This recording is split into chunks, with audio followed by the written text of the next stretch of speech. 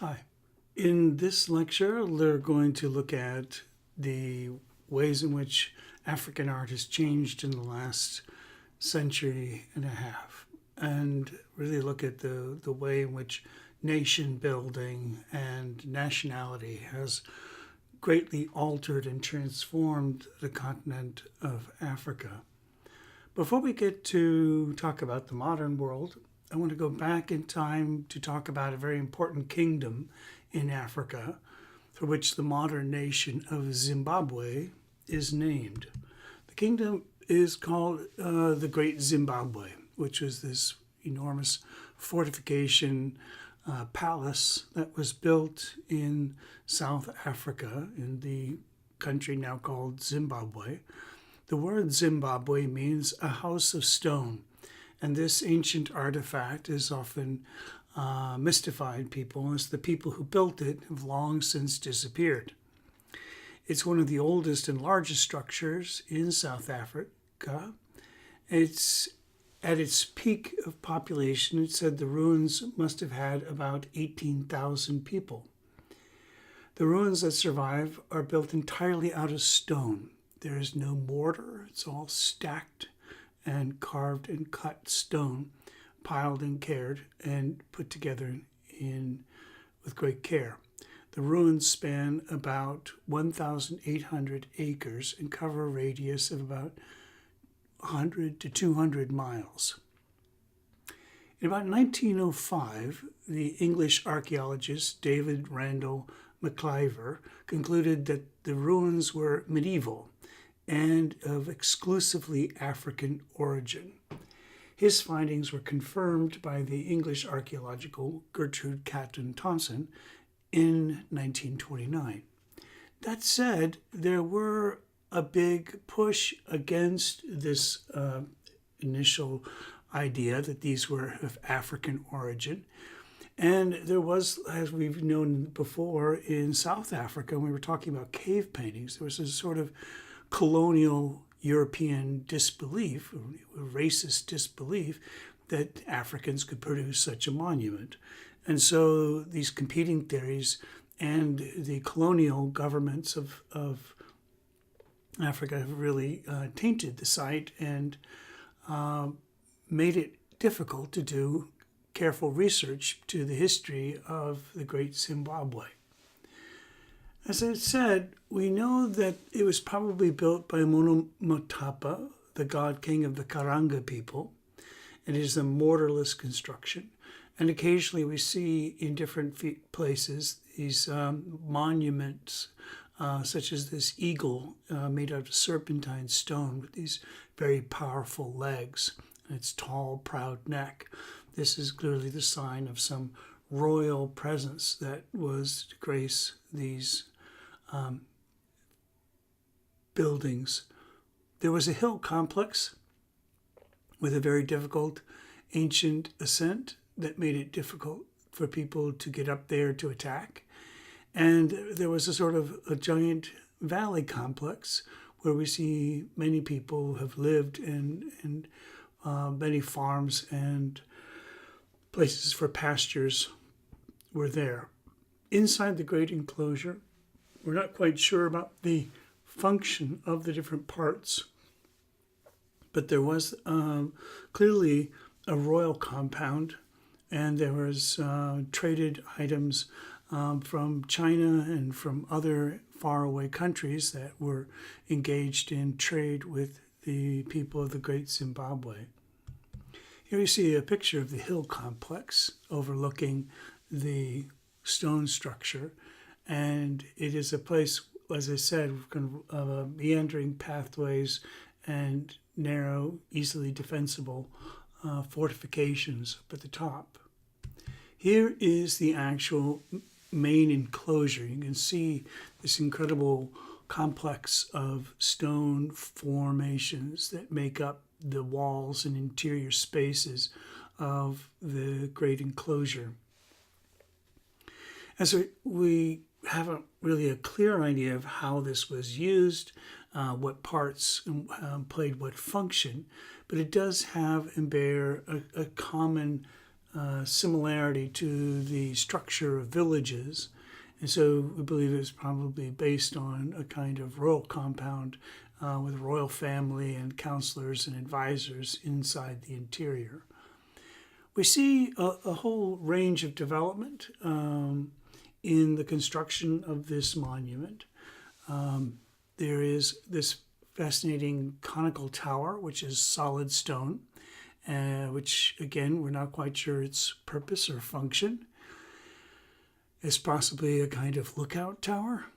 And there's also, we can see, as the walls grew taller and more precise and demanding, more artistic touches were added, such as at the top you see this chevron pattern, which is a kind of classic traditional African design element that you'll see in a lot of clothing and other artifacts from this area.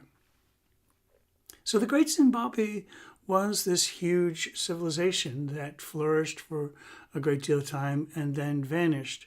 The reasons for its disappearance that people have speculated is that the kingdom had kind of exhausted the natural resources in the area, and it was no longer able to trade as effectively with the people around it. And with that, the build-up, there became this sort of long dispersion of the peoples who lived here. Colonial Africa is a distinctly different period of time than the slave trade, the Atlantic slave trade that came earlier. Colonial Africa was a part of a larger program where European countries were seeking ways to sort of monopolize their markets. And they would come in and they would exact a huge price for their goods, and they would leverage these sort of unequal trading agreements. They would also destabilize the existing political structure, sometimes with outright raids and destruction, sometimes through supporting weaker factions and divisive factions within the kingdom. And so this whole troubled history has had a huge impact on the creation of the modern continent of Africa. To this day, the borders that were arbitrarily carved up in Africa been maintained by the modern nation states of the African people. And many of those borders had cut across and deliberately divided traditional peoples and grouped together people who were traditionally very hostile to each other.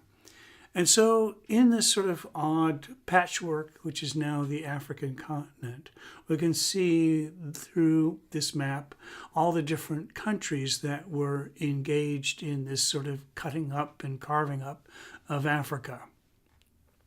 It begins with the Belgian Congo, which is right in the very center of Africa, this large jungle area, which was rich in rubber plants and rubber trees. And of course, this point, rubber suddenly becomes a very valuable resource. And it was Belgium that had basically cornered the market on this vast area of Africa. And they were able to use their new weapons of machine guns, Gatling guns, to be more precise, steam engines and such, to haul out the wealth from the center of Africa, carve out this huge thing. And because it was so remote, it was very difficult for people to actually know what was going on in the interior. The Belgian king, Leopold II, insisted that this was a humanitarian project, that they were giving civilization and government to people who had none. But as we begin to learn, and historical records have definitively shown, this was a brutal pillaging and destruction of the people of the civilizations and the people who lived in this area. By 1884, the wealth of Belgium, because of its land grab in Africa, became apparent to other areas in Europe, and Britain, Portugal, France, and Germany. all jumped on to try and carve out their own part of Africa. And then a little later, Italy would try to make its way into the mix. The story of the Belgian Congo abuses are vividly described in Adam Hochschild's book, King Leopold's Ghost. They believe that through the brutality of this colonial enterprise, half of the population would die, between 8 to 10 million people. Many others would be mutilated or tortured during this time as a way of exacting an incredible price to get the rubber out of Africa. And it's a heartbreaking story I highly, highly recommend you look into if you're curious about the history of colonialism in Africa. Among the nations who were engaged in the colonial enterprise, very often they would engage in what's called an indirect rule. And this changed depending on how people interpreted this. But basically, there just weren't enough Europeans to effectively rule over the population that they claimed. And so what they would often do was they would inculcate or bring on board certain leaders whom they would pay generously to keep everybody in line. And so for the British, they were very keen on keeping very much hands off and just extracting the wealth as efficiently as possible and using local rulers and paying local rulers to do all their business for them. The French found that they wanted to make people French. They thought they wanted to bring in French culture and they wanted to sort of introduce these leaders to French civilization. So they often brought them to Paris where they would study at the university and then sort of build a French government in Africa, sort of impose French ideas and French values in a very direct way. Whereas the British were more likely to kind of accept on generous terms traditional ways of doing things. Not always. The British also would interpose their own values, especially when it would come to things like traditional or tribal warfare. The British were pretty effective in stamping out tribal warfare in their time. So here we see in this artwork a depiction of a British officer on tour of indirect rulers, this way in which the Europeans in their pith helmets would kind of venture into the interior of Africa and try and kind of set up a way to get the wealth from Africa and trade in kind, cheaper valued materials, the kind of mass-produced materials that Europe was so good at making but had very little people to sell to, actually.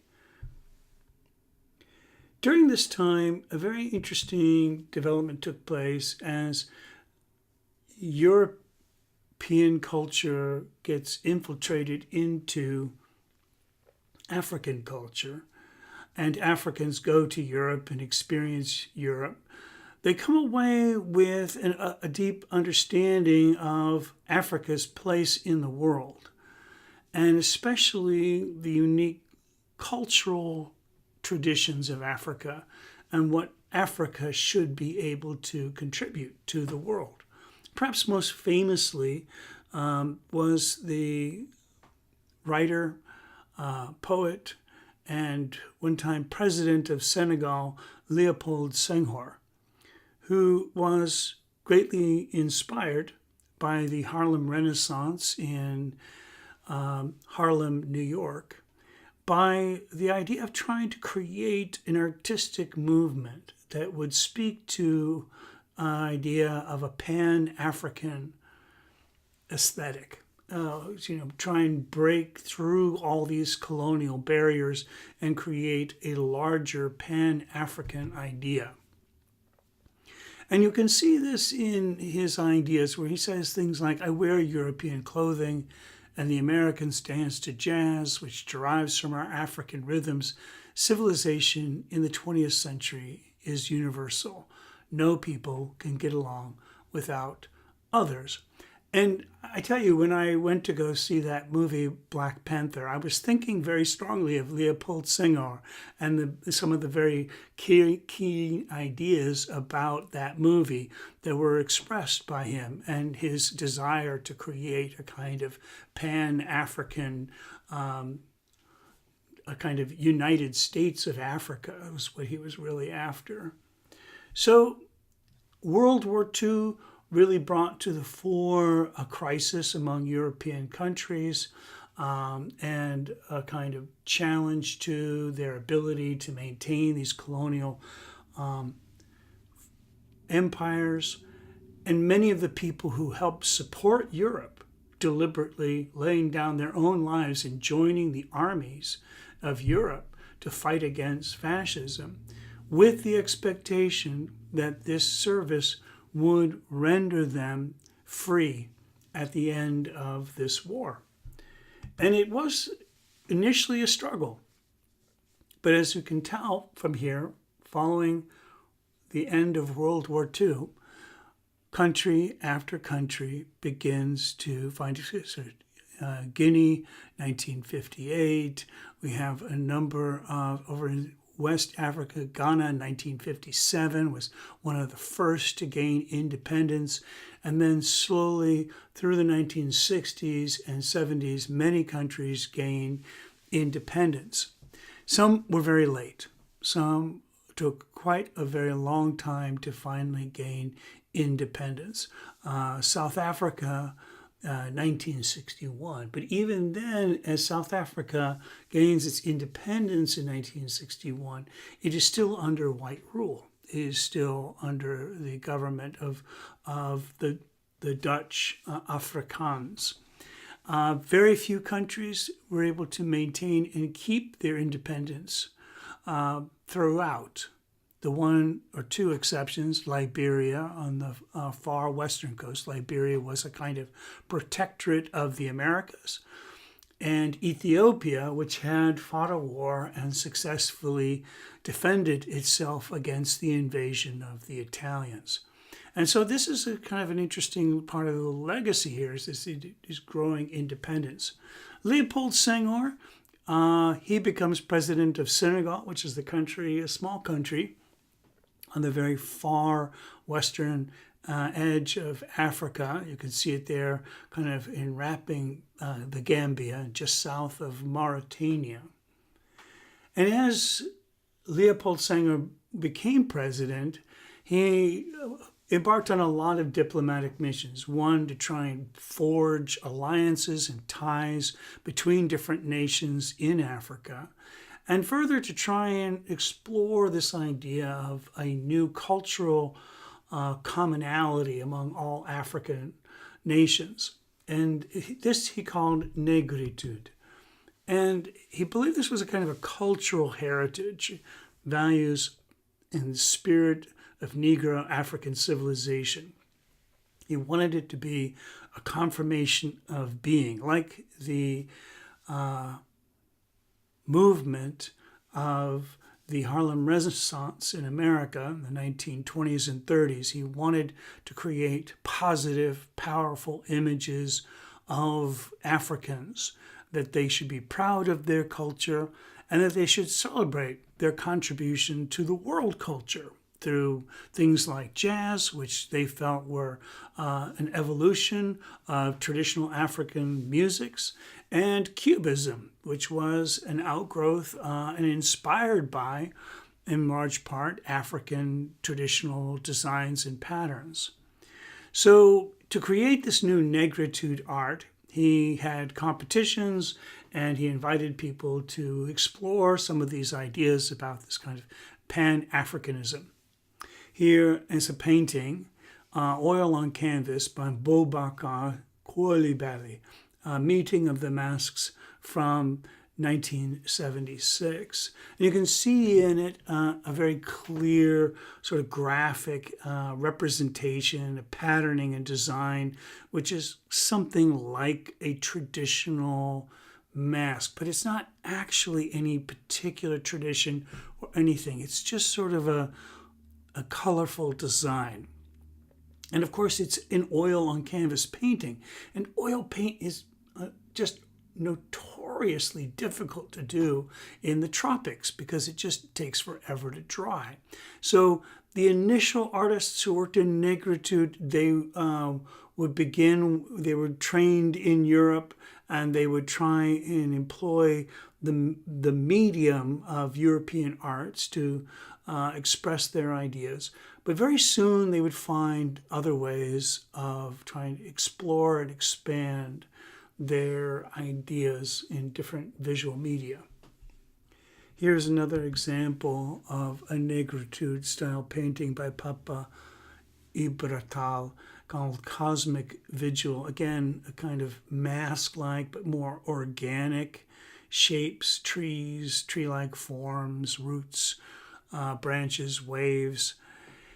And here is Leopold Singer again. It was a question of creating for myself an artistic language that belonged to Africa and Senegal. So there was a desire in these paintings by Papa Ibratal to find a kind of commonality, to search for ways in which they could look past historic divisions and cultural differences.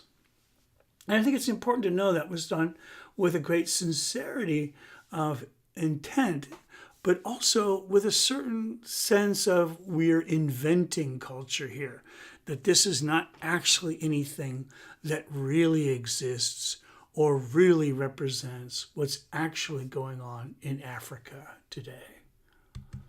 Here's another example by Badara Kamara called Invitation. And here you can kind of see a more playful approach. Figures, a man, a woman, colorful purples and blues and oranges make this, kind of vibrant and give it a kind of cubist-like flatness. And here you see on the right an example of a cubist painting by Picasso.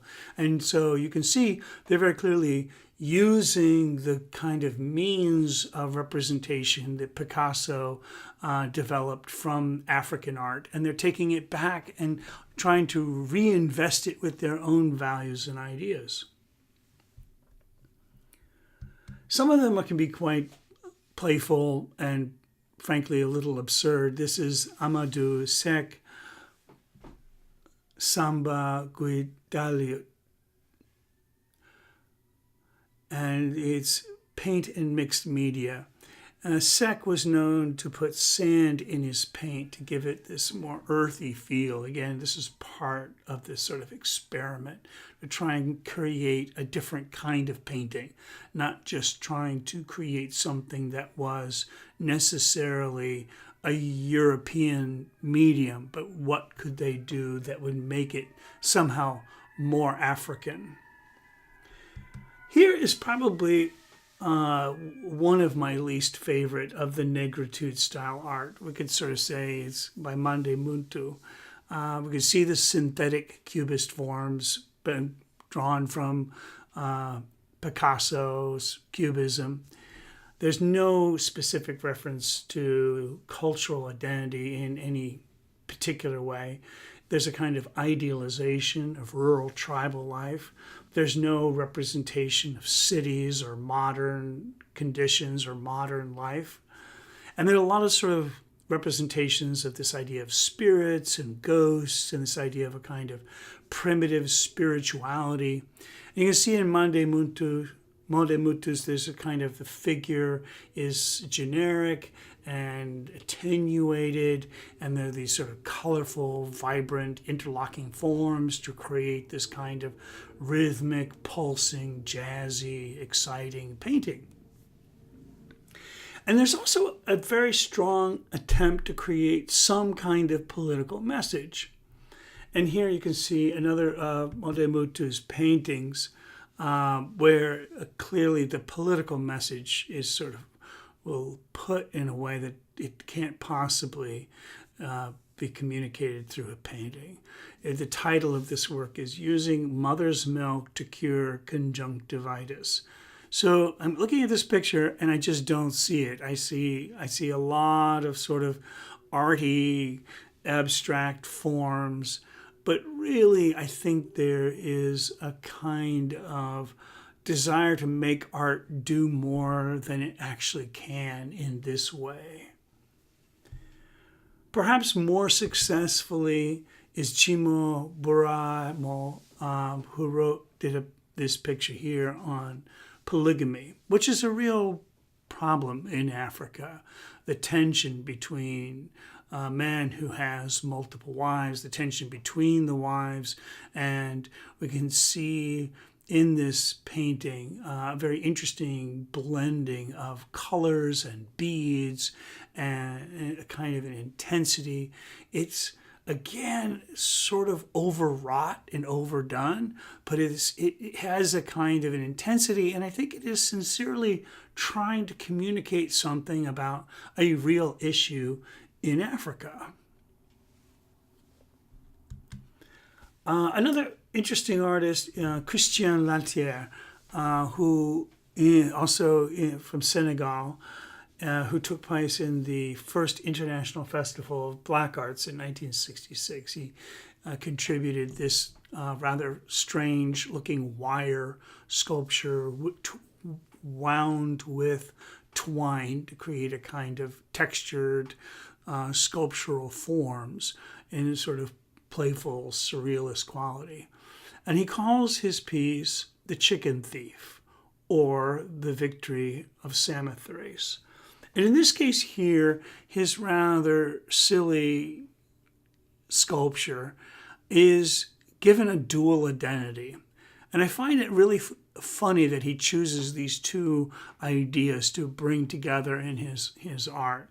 The chicken thief, of course, something sort of village, something very kind of immediate and part of the kind of fabric of village life. And then there's this idea of the victory of Samothrace, which, if you're not familiar, is this very famous, exquisitely beautiful statue in the Louvre, which is, framed as one of the greatest creations of statuary in the Western world. And so he sort of jokingly couches his art in this sort of impossible duality. That is, it something just sort of commonplace and village, or is it something of great, magnificent art? And I think that duality is part of the problem of the whole program of creating a kind of international festival of black arts, that it's trying to reach for a kind of grandiose presence when in fact there are so many important real life things that are here and now and a part of village life that are really important and will not be addressed in that forum.